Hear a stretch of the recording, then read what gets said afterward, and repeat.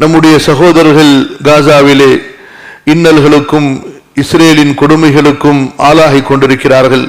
அல்லாஹு தஆலா அவர்களுக்கு விரைவான வெற்றியை தந்தருள்வானாக. அவர்களுக்கு உதவக்கூடிய ஆட்சியாளர்களையும் முஸ்லிம்களையும் அல்லாஹ் ஏற்படுத்தி தருவானாக.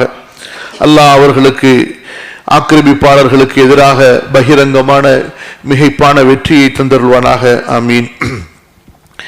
கண்ணியத்திற்குரிய அல்லாஹ்வின் அடியார்களே, இன்னும் சில தினங்களில் ரமதான் நம்மை விட்டு பிரிய இருக்கிறது. பொதுவாக இதை மக்கள் எல்லாம், அழைப்பாளர்கள், அறிஞர்கள் எல்லாம் அல்விதா ஜும்ஆ என்று சொல்வார்கள். ரமதானுக்கு விடை கொடுக்கக்கூடிய ஜும்ஆ என்பதாக.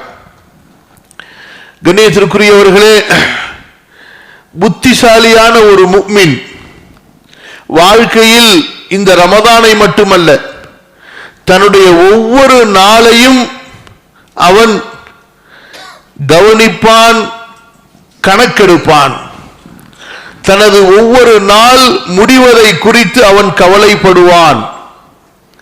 ரமதான் முடிவதை பற்றி மட்டுமல்ல, யார் தன்னுடைய ஒவ்வொரு நாளையும் கணக்கில் எடுக்கிறார்களோ, அந்த நாள் எப்படி கழிந்தது, அந்த நாளை நான் எப்படி கழித்தேன் என்ற அந்த கவலையில் இருக்கிறார்களோ